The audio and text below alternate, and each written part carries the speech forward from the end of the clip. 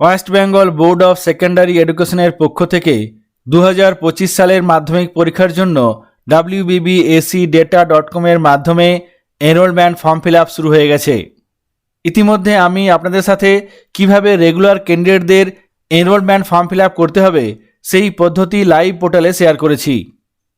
আজকে আমি ডিটেন্ড এবং সিসি কম্পার্টমেন্টাল ক্যান্ডিডেটদের ক্ষেত্রে কিভাবে এনরোলমেন্ট ফর্ম ফিল আপ করতে হবে সেই পদ্ধতি লাইভ পোর্টালে শেয়ার করব। এখানে আমি wbbacdata.com পোর্টালটি ওপেন করে নিয়েছি।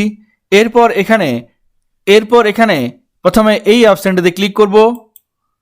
তাহলেই সঙ্গে সঙ্গে চলে আসবে welcome to the student enrolment portal. Enrolment সংক্রান্ত যে কোনো কাজ করার জন্য লগ ইন করতে হবে। এখানে ডান দিকে অপশানে ক্লিক করব। সঙ্গে সঙ্গে এখানে লগ ইন করার জন্য এখানে স্কুল ইন্ডেক্স চাইবে। তারপর এখানে রিকোয়েস্ট ওটিপি অপশানে ক্লিক করতে হবে। সঙ্গে সঙ্গে রেজিস্টার করা মোবাইলে ওটিপি চলে যাবে। সেই ওটিপি এই বক্সে লিখতে হবে। তারপর এখানে ভেরিফাই ওটিপি অপশানে ক্লিক করতে হবে। এখানে ওটিপি লিখলাম, তারপর ভেরিফাই ওটিপি অপশানে ক্লিক করব।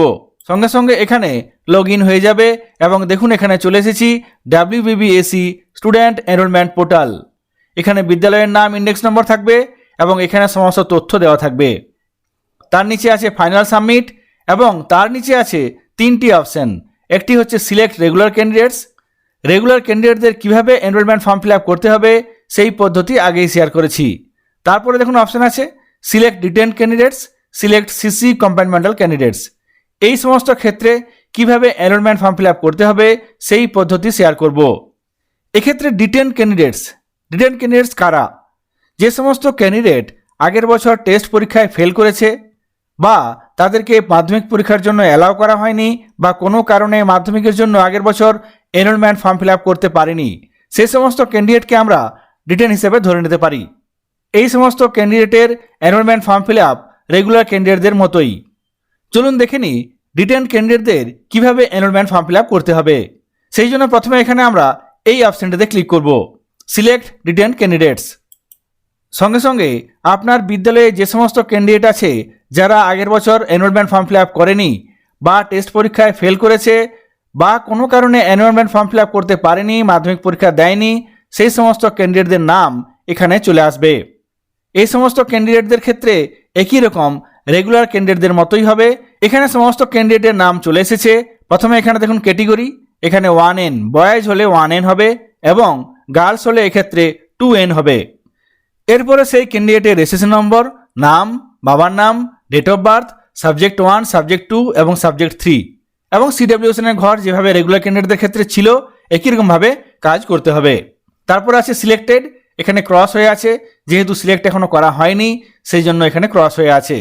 তারপর দুটি কলাম থাকবে, সিলেক্ট এবং আনসিলেক্ট। যদি কোনো একটি পার্টিকুলার ক্যান্ডিডেটকে আপনি সিলেক্ট করতে চান অর্থাৎ তার এনরোলমেন্ট ফর্ম ফিল আপ করতে চান, সেক্ষেত্রে এই সিলেক্টেডের ঘরে প্রত্যেকটি ক্যান্ডিডেটের পিছু সিলেক্ট অপশানটি দেওয়া আছে। সেক্ষেত্রে এই অপশানটিতে ক্লিক করতে হবে। ধরুন এখানে একটি ক্যান্ডিডেট, এই ক্যান্ডিডেট ডিটেন্ড ক্যান্ডিডেট, এক্ষেত্রে আমি এনরোলমেন্ট ফর্ম ফিল আপ করবো। সেই জন্য প্রথমে আমি এর পাশে থাকা সিলেক্ট অপশানটিতে ক্লিক করব। সঙ্গে সঙ্গে একই রকমভাবে রেগুলার ক্যান্ডিডেটদের মতো এখানে ওরাল মার্কস পুট করতে হবে। এখানে 7টি সাবজেক্ট দেওয়া আছে, language 1, 2, math, physical science, life science, history এবং জিওগ্রাফি। যদি এই ক্যান্ডিডেট 10 নম্বর ওরালে পেয়ে থাকে সেক্ষেত্রে এখানে একটি অপশান আছে দেখুন অল 10। এক্ষেত্রে এই বক্সটিতে ক্লিক করলেই এই ক্যান্ডিডেট প্রত্যেকটি সাবজেক্টের জন্য ওরাল মার্কস 10 পেয়ে যাবে। যদি 10 না পেয়ে থাকে সেক্ষেত্রে আপনাকে প্রত্যেকটি ম্যানুয়ালি ক্লিক করে লিখতে হবে। এখানে এই ক্যান্ডিডেট 10 পেয়েছে, সেক্ষেত্রে আমি এখানে অল অপশানটিতে ক্লিক করে দেব। সঙ্গে সঙ্গে দেখুন প্রত্যেকটি ঘরে 10 নম্বর চলে এসেছে। এরপর নিচের দিকে সেভ অপশান আছে, এই সেভ অপশানটিতে ক্লিক করতে হবে। সঙ্গে সঙ্গে দেখুন সিলেক্টেডের ঘরে এখানে গ্রিন টিক চলে এসেছে, অর্থাৎ এই ক্যান্ডিডেট সিলেক্ট হয়ে গেছে। তারপর যদি CWSN হয় সেক্ষেত্রে আপনাকে এই বক্সে ক্লিক করে কাজটি করতে হবে। কিভাবে এই কাজটি করতে হবে চ্যানেলে ভিডিও আছে, আপনারা চাইলে সেখান থেকে দেখে নিতে পারেন কিংবা ডেসক্রিপশন বক্সে দেওয়া লিঙ্ক থেকে আপনারা এই পদ্ধতিটি দেখতে পারবেন। ধরুন যদি এমন হয় কোনো কারণে কোনো একটি ক্যান্ডিডেট সিলেক্ট হয়ে গেছে ভুল করে, সেক্ষেত্রে কি করবেন? সেক্ষেত্রে ধরুন এই ক্যান্ডিডেটেই সিলেক্ট করে ফেলেছি, আমি এই ক্যান্ডিডেটকে সিলেক্ট করতে চাই না, সেক্ষেত্রে ডান দিকে দেখুন একটি অপশান আছে আনসিলেক্ট। এই সময় এখানে দেখুন এই ক্যান্ডিডেট সিলেক্ট হয়ে গেছে, সেই জন্য সিলেক্ট বাটনটি ইনঅ্যাক্টিভ হয়ে গেছে, কিন্তু আনসিলেক্ট বাটনটি অ্যাক্টিভ হয়ে গেছে। বাকি ক্ষেত্রে উল্টো হয়ে আছে। দেখুন, আমি যদি চাই এই ক্যান্ডিডেটকে আনসিলেক্ট করব, সেক্ষেত্রে এখানে এই অপশানটাতে ক্লিক করব, অর্থাৎ আনসিলেক্ট অপশানে ক্লিক করতে হবে। কিংবা যদি আপনি চান যে ওরাল মার্কসের পরিবর্তন করবেন, সেক্ষেত্রেও আপনাকে এখানে প্রথমে আনসিলেক্ট করতে হবে। দেখুন, এখানে আনসিলেক্ট হয়ে গেছে এবং সিলেক্টেডের ঘরে যে গ্রিন টিক ছিল সেটি পরিবর্তিত হয়ে গেছে। ভুল করে যদি সিলেক্ট হয়ে যায়, সেক্ষেত্রেও আপনাকে আনসিলেক্ট করতে হবে, এবং যদি আপনারা ওরাল মার্কসের পরিবর্তন করতে চান, সেক্ষেত্রে আপনাকে আনসিলেক্ট করতে হবে। তারপর পুনরায় এখানে সিলেক্ট করে কাজটি করতে হবে। এরপর আমরা দেখব সিসি কম্পার্টমেন্টাল ক্যান্ডিডেটদের ক্ষেত্রে কিভাবে এনরোলমেন্ট ফর্ম ফিল আপ করতে হবে। সেই জন্য এখান থেকে আমরা বেরিয়ে যাব ব্যাক টু ড্যাশবোর্ড অপশানে। এখানে আমরা ড্যাশবোর্ডে চলে এসেছি। এরপর এখানে দেখুন ফাইনাল সাবমিটের নিচে 3টি অপশান আছে, যার মধ্যে থেকে শেষ অপশানটি হচ্ছে সিলেক্ট সিসি কম্পার্টমেন্টাল ক্যান্ডিডেটস। এখানে এই সমস্ত ক্যান্ডিডেটদের ক্ষেত্রে এনরোলমেন্ট ফর্ম ফিল আপ করার জন্য এই অপশানটিতে ক্লিক করব।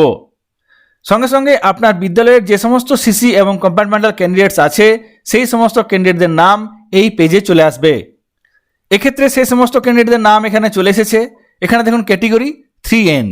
যদি বয়েজ হয়ে থাকে, এই সমস্ত ক্যান্ডিডেটদের ক্ষেত্রে এখানে ক্যাটেগরি হবে 3N। যদি গার্লস হয়ে থাকে, সেক্ষেত্রে এখানে 4N হবে। যদি এই ক্যান্ডিডেট মাধ্যমিকে একবার ফেল করে থাকে, সেক্ষেত্রে এটি হবে, কিন্তু যদি আরও একবার ফেল করে থাকে, সেক্ষেত্রে এক ঘর করে বেড়ে যাবে, অর্থাৎ বয়েজ হলে 5N, গার্লস হলে 6N। এখানে আমরা কন্টিনিউইং এবং কম্পার্টমেন্টাল স্টুডেন্টদের জন্য এনরোলমেন্ট ফর্ম ফিল আপ করবো। সেই জন্য এখানে ধরুন একটি ক্যান্ডিডেট, এই ক্যান্ডিডেটের তথ্য এখানে দেওয়া আছে, রেজিস্ট্রেশন নম্বর, নাম, বাবার নাম, জন্ম তারিখ, সাবজেক্টগুলো দেওয়া আছে এবং CWSN একই রকমভাবে দেওয়া আছে। সেই সঙ্গে একই রকম 3টি কলাম আছে, সিলেক্টেড, সিলেক্ট এবং আনসিলেক্ট। এখানে সিলেক্ট করা হয়নি, সেই জন্য ক্রস আছে। তারপর এখানে পাশে আছে সিলেক্ট অপশানটি এবং তার পাশে আছে আনসিলেক্ট। যদি আমরা এই ক্যান্ডিডেটের এনরোলমেন্ট ফর্ম ফিল আপ করতে চাই, সেক্ষেত্রে প্রথমে এখানে এই সিলেক্ট অপশানে ক্লিক করতে হবে। এখানে আমি সিলেক্ট অপশানে ক্লিক করব। সঙ্গে সঙ্গে দেখুন সিলেক্টেডের কলামে যে লাল রঙের ক্রস দেওয়া ছিল, সেটি এখন সবুজ রঙের টিক হয়ে গেছে, অর্থাৎ এই ক্যান্ডিডেট 2025 সালের মাধ্যমিক পরীক্ষার জন্য সিলেক্ট হয়ে গেছে।